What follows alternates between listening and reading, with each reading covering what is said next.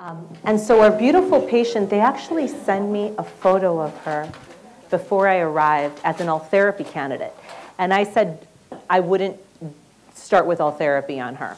Her concerns were like everybody else's, right? A little bit of this. I don't know if we can bring this part of the light down so everyone, the contrast is better on the screen. Can we bring down the front lights a bit? That way you guys can see it a bit better. So she comes in complaining of this, just like everybody else, right? But we talked about what's participating. Okay, what's participating in this? We talked about bone loss through here, a little of maxillary inward protrusion, but mandible. And in her case, she genetically has never had much of a mandible. And you can tell, right? Because look at where her ponion is, which is the most, again, sorry, my love. I'm like, before we know it, we're going to, okay? Look at where the projection of her chin is relative to everything else. So we know that aesthetically in a woman, the upper vermilion, right, should be about 1 to 2 millimeters protruding from the lower one. And she's got good protrusion. And I don't want to add more to her lip, right? Because she would look like Daffy Duck. Why? Because she does not have the chin to support this lip. And the lower lip should protrude about 1 to 2 millimeters from the chin, the ponion specifically, okay? And hers is missing. Look at this gap right here. This is where her chin should be, right? So because of that, she's a great candidate for adding a little bit of volume to the mandible, specifically the mental symphysis, which is where the chin is. And so there's 3 angles to the chin that we always have to be mindful of, right? And so first we have the ponion, which is the most horizontal projection. Then the diagonal projection, this projection right here is the gnathian. And then the length of the face is given by the menton, the most inferior point of the chin. In her case, all 3 have a little bit of impairment, right? And so you definitely, when you add volume to the chin, you have to be mindful of changing the facial proportions as well. Because if you make the face too long, you can make it look a little thinner, which may not be bad, but if the person already has an oval face, it's going to make them weird looking, right? And also, when you're adding this volume to the chin, you don't want to widen the chin too much in a woman, because then you're going to masculinize the chin.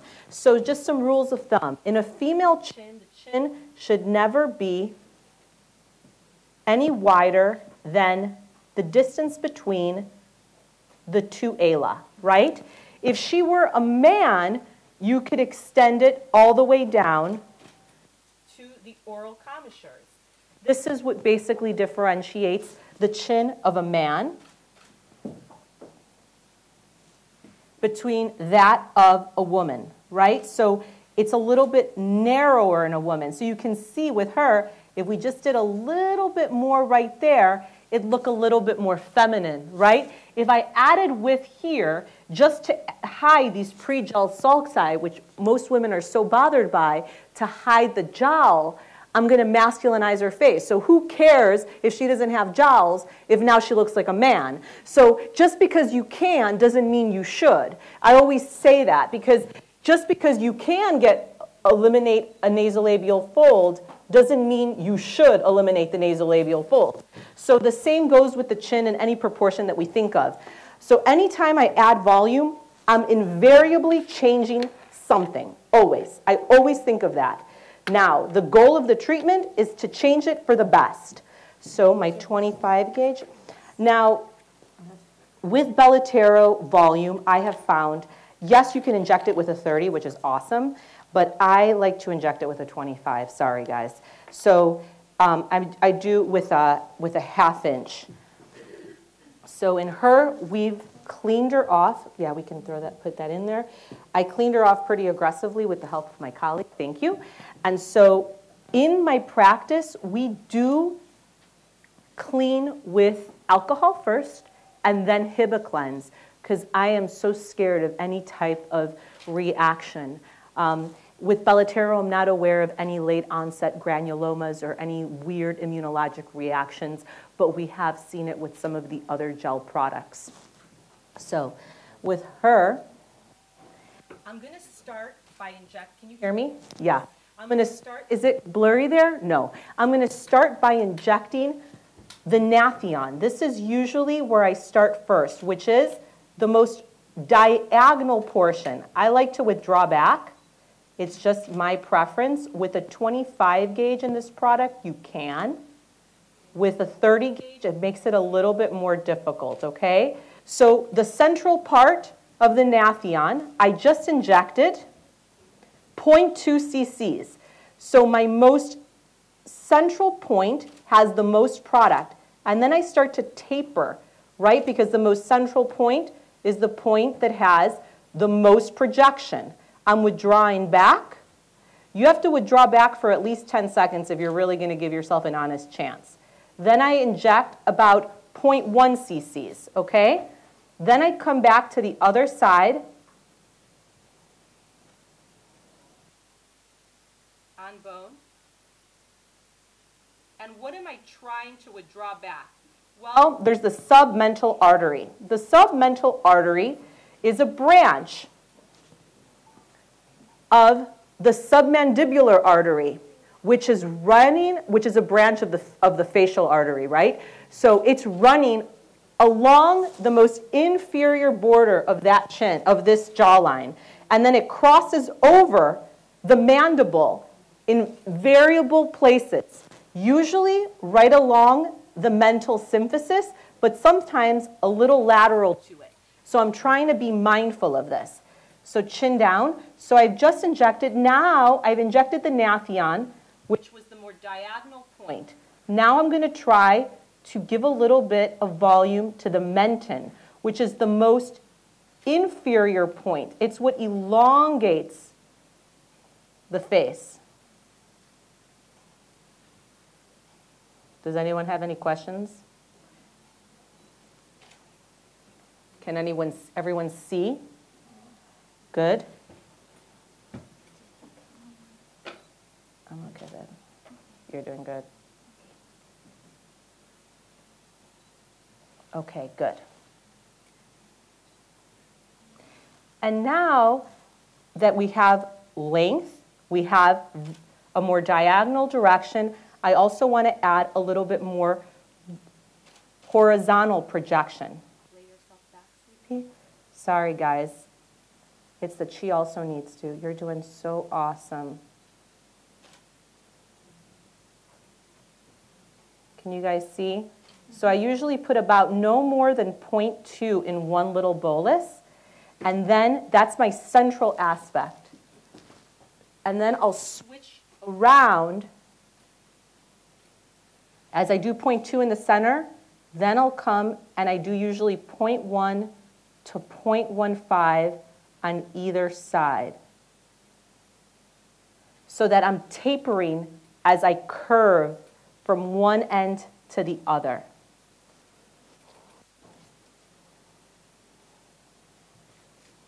Good. Chin downward. So you can start to see that, let's see, you can start to see now that it's starting to come out a little bit, so that that lower lip comes out no more than about 1 millimeter to 2 millimeters from that ponion, right?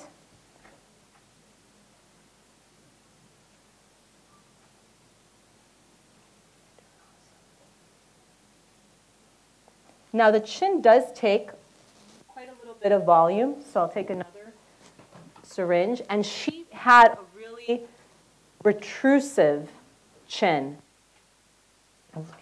So she's the type of person that if you just did all therapy, she would never be happy, because she's never going to get a strong jawline, because she never had the mandible to support a strong jawline. So you have to build the jawline, and then you can redrape the rest. Wonderful. Thank you, love. What side has more bone and what side has less bone? The left screen or the right side of the screen? How many say that the left screen has more bone? More bone. And how many say that the right screen has more bone? So in fact, the left side, which is her left, has more bone. How can you tell? Well, first of all, look, you keep looking at the camera, love. Look at the zygoma. Look at how high it is compared to this side. You can cheat there, right? Look at how this side comes up more, right? Look at this, and it's always going to be from the top down, always going to have more. Look at how well supported her eye is. Do you see how she's got enough bone all around the eye, where on this side, it's coming down because she has an orbital rim that has widened more. She has less bone on this side. So it's not just in the upper face or the mid face, right? She has a greater split on the right side because the maxilla is also less on her right side. This translates to what we see in the lower face. So if we come down to the lower face, look at all of this compared to this, right? This goes up, this sinks in. Do you see that? So then this is where the temptation occurs. The temptation is to start adding more here to hide this. But you're going to widen the chin, which is in the center third of her face, which is what she notices. And so you're going to distort her face. So really the problem is she's got less mandible back here. So do you see when I do that, it makes her lower face match the left side a bit more? Does everyone see that? Yes? So be careful. So that's the reason why as you start to augment the chin and you start to go beyond the two little white lines that I talked about into a little bit of the pre-gel sulcus, which is okay, just be careful that to try to hide this, it really comes to inject back here, which we're going to do on her in a moment, okay? We just saw our colleague inject radius more superficially along the jawline, but you'll see my bolus technique onto the angle of the mandible. So we've established that. Now that I've put a fair amount of product, remember I did 0.2, 0.2, 0.2, 0.15, 0.15, 0.15. If she had a little bit more of a chin, I may just do 0.1, 0.1, 0.1, and then 0.05, 0.05, 0.05 on the sides, right? So now we're going to sculpt. So, because it's not just this area that's losing volume, it's the entire mandible. So from here, I start to work my way out, keeping in mind proportions, right? So now I'm doing less. Now I'm doing like 0.05 as I taper the chin. I don't want the chin to live on an island by itself. And this can be a little sensitive for the patient. She's doing really good, really nice. What do you inject now? I'm still injecting Bellatero volume. I love Bellatero volume. Yeah, thank you.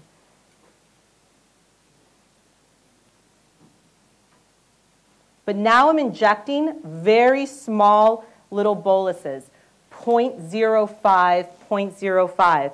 I don't want to add a lot of volume over here. That would make her more massive.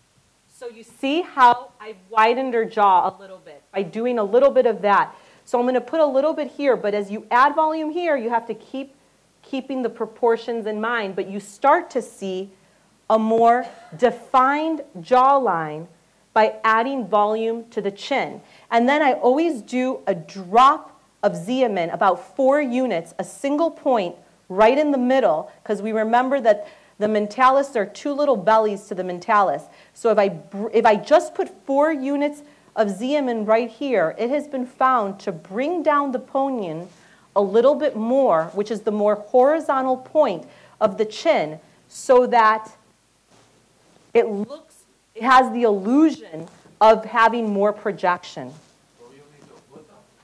4 units of Bocatur, Botox, or Xeomin. Yes, 4 units. Now, to me, she still has mentalis, doesn't have the volume to be supported. So I'm putting a little bit more there. Better. Yeah, thank you, darling. Good. I'm basically sculpting the chin. Good. And then before I move on to the other side, so you can see she has more definition, right? More definition on this side versus this side, right? Now I'm going to have her lay back down, turn all the way. And so what I like to do, I love radius for this part superficially, okay? But the reality is that you're losing bone. So we need to put a little bit on bone. So I identify. Remember that other patient that I showed you with all therapy, how her angle of her mandible was right below her earlobe, right here? This patient has no bone here. The angle of her mandible is back here. Look at the distance. It's 1 inch, almost 2 centimeters, right? So you can see that she really has a very small mandible. And that's the reason why she has all this skin underneath her jawline, bless you. So I come down onto bone, and here I do usually about a small little bolus. This is probably the only place in the face where I inject a bolus of like 0.3 or 0.4, okay? Now I have more of an angle of a mandible. Do you see that? If we take her from the front, you can see now she's more symmetric. Remember, this is a little swelling, but you can see how this is lifted more than the side that was better. Remember, this side was better? By putting a little bolus of about 0.3 right back through here. Now, this chin looks a bit protruding, right? Because I've established good bone. It looks like it's by itself in an island. So here, I take a little cannula. Write that down for me, love. And I do a little numbing dot, and I'm going to take a Bellatero volume on a 25 gauge cannula. I do a little numbing dot with lidocaine with epinephrine, okay? Mm-hmm.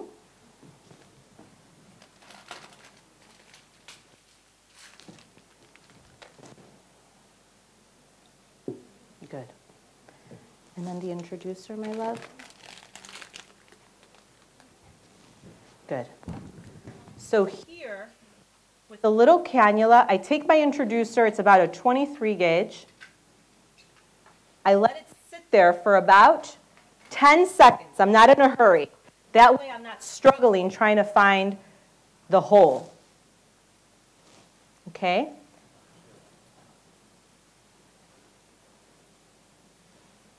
And then I come in. I pick up the DLI, the depressor labii inferioris, okay? And I wiggle, wiggle, wiggle, wiggle, wiggle, okay? Why do I wiggle? Because it's less painful for the patient. I bring up my cannula to the mental sulcus, okay? And then my opening of my cannula is dictated by this little red dot, and I start doing a nice small strand of product, like 0.1. I come back out. I wiggle, wiggle, wiggle, and then I do another strand, 0.1. Come back out. And I basically fan the entire width all the way up to the commissure, because this will provide a little bit of support to the DLI muscle, to the depressor anguli oris, the DAO right here in the corner of the mouth. Let's bring your chin, and let's see if we can come up a little bit over. That way you can see. The tip of my cannula is right there, and this will support that oral commissure as well, okay? Because it's all connected.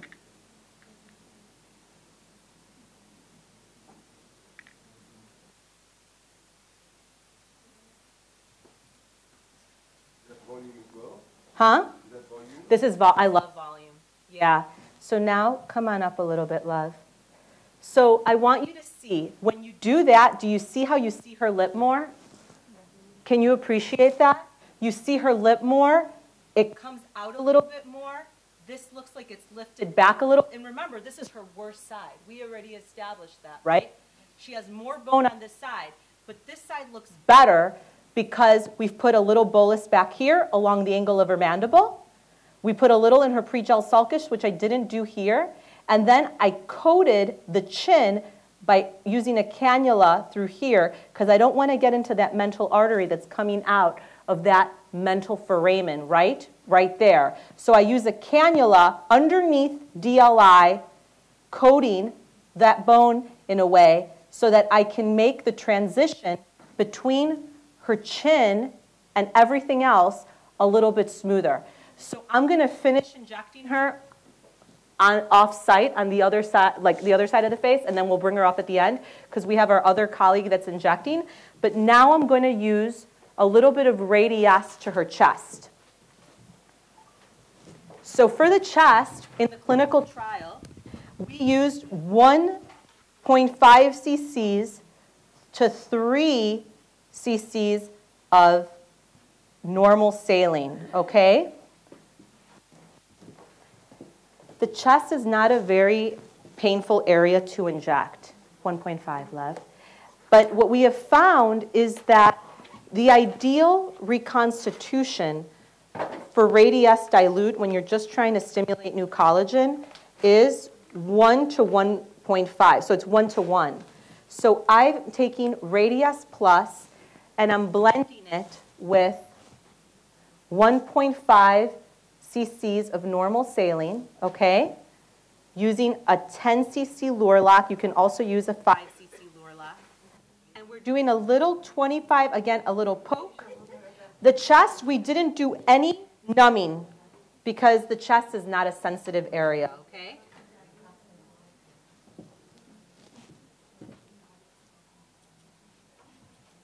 So now, I always like to wiggle because it's less painful for the patient than if you stab them, you know?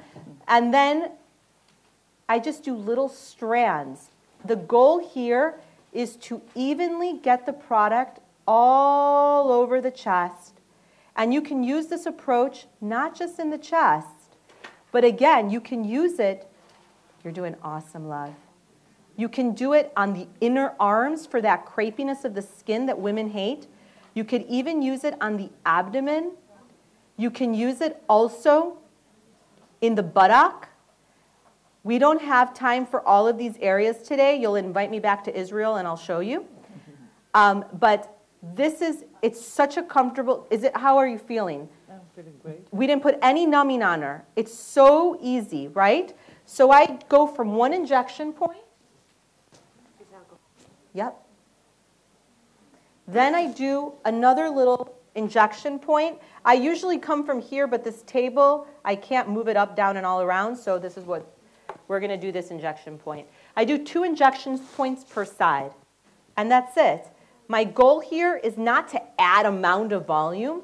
My goal is to basically create a sheet of product to stimulate new collagen in that area, okay? So I have my little hole.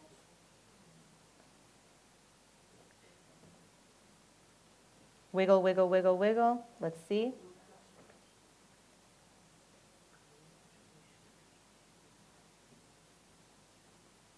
I come out, redirect, wiggle, wiggle, wiggle. The wiggle hurts less for the patient than if you stab them, okay? Because the thing is that you're fighting, you're in subcutaneous fat, right? Right underneath the dermis. And what is running in that subcutaneous fat plane to attach underneath the dermis? What's running there? We talked about it earlier. What fibers are running in that subcutaneous plane? Cooper's ligaments, right? So you're fighting against them, which is going to be a little sensitive for the patient.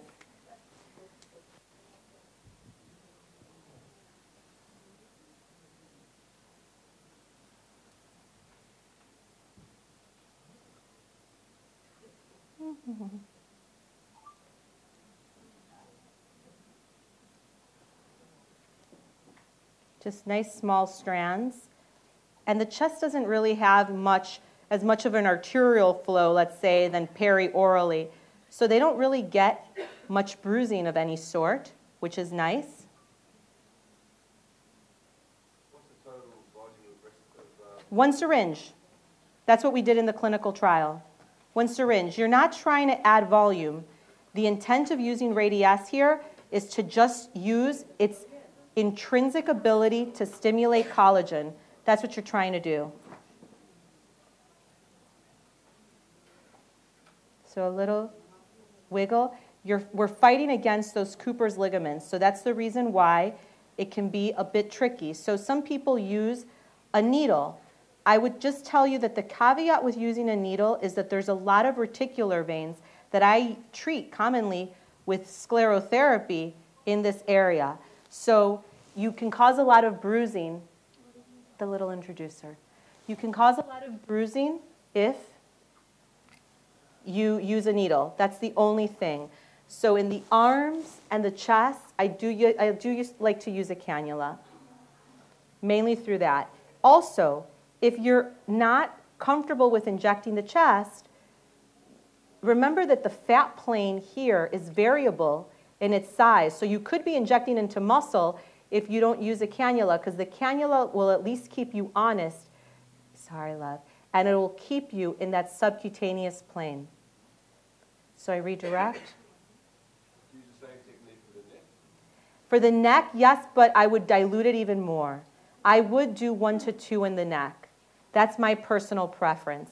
Yana, one of our colleagues from Russia, did a nice study showing a dilution of 1 to 2, 1 to 4, and 1 to 6. Now in her study, she didn't find there to be a difference in the ability to stimulate new collagen, even if it was 1 to 2 or 1 to 6. So in thin skin, she does a 1 to 6. In skin that's thicker, like our patients, she would do a 1 to 2. But I think 1 to 2 is probably the best to get new collagen production in a single treatment.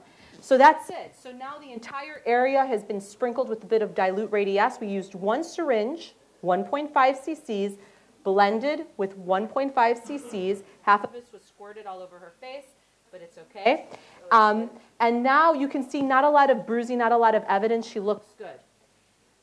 Her results will continue to improve over a period of a month to 2 months. How about her face? Look from injecting this side, which was her worst side, versus this side.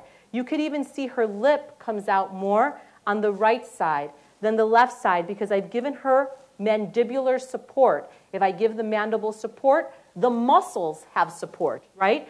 So I'm going to finish her on the other side, but you can see that she has, let's see if we can even see it. Now her chin comes out a bit more. We used a total of 2.5 syringes from the mandibular, both the angle of the mandible and the chin. I'll finish her out outside, and then you'll see her during the break. Thank you so much. Yeah,